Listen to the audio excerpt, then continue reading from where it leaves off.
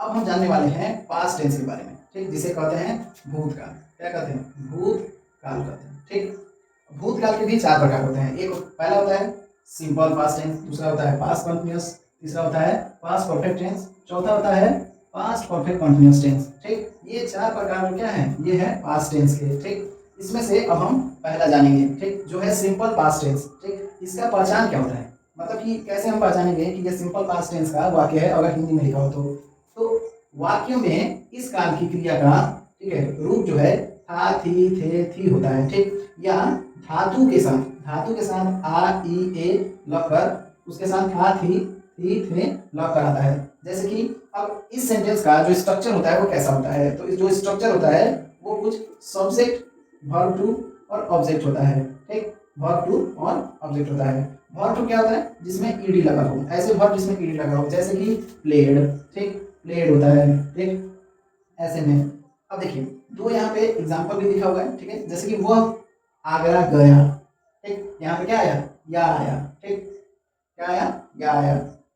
अब देखिए अब यहाँ पर तूने पत्र लिखा, आ, यहाँ पे आ रहा है, ठीक। इस तरीके से हम पहचान सकते हैं कि इन वाक्यों में क्या है, ये जो वाक्य है वो किस टेंस के हैं? वो सिंपल पास्ट टेंस के हैं। इनका आइए इंग्लिश में अनुवाद करके देखते हैं। जैसे कि वो आगरा गया, ही सब्जेक्ट आ चुका है, सब्जेक्ट आया वर्ब टू, गया का होता है, क्या होता है? Verb to.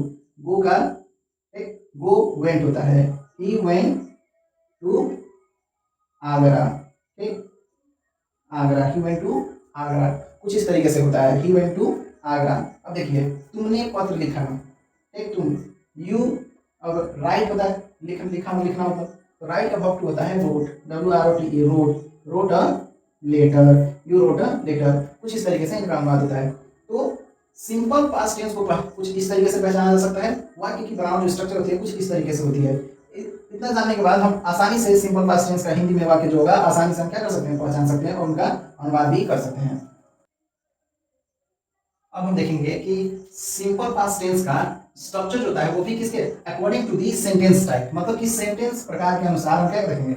इसका स्ट्रक्चर देखेंगे। जैसे कि पहला सेंटेंस का प्रकार है जैसे कि अफर्मेटिव सेंटेंस है, ठीक, हमारा क्या है? Affirmative sentence. इसका स्ट्रक्चर क्या होता है? इसका स्ट्रक्चर जो होता है सब्जेक्ट, वर्ब टू और ऑब्जेक्ट होता है। जैसे कि एग्जांपल में सी एट फूड, कुछ इस तरीके से, ठीक। अब देखिए अब दूसरा जो है नेगेटिव सेंटेंस है। नेगेटिव सेंटेंस में क्या होता है कि इसका सब्जेक्ट डिड नॉट का प्रयोग होता है। डिड नॉट का प्रयोग जब होगा तो दिए गए वर्ब जो होता है, जो वर्ब टू पे प्रयोग होता था, अब क्या होगा? उसको वर्ब वन में बदल देंगे, ठीक, तब हम वर्ब वन का प्रयोग करेंगे। जब डिड नॉट का प्रयोग करेंगे तो वर्ब वन का प्रयोग करेंगे, उसके बाद ऑब्जेक्ट देंगे। जैसे कि सी डिड नॉट ईट फूड, यहाँ देख सकते हैं। जैसे कि अफर्मेटिव सेंटेंस में हमने वर्ब टू का प्रयोग किया, लेकिन जैसे ही डिड का प्रयोग हुआ उसको क्या करना पड़ा? हमें वर्ब वन में बदलना पड़ा।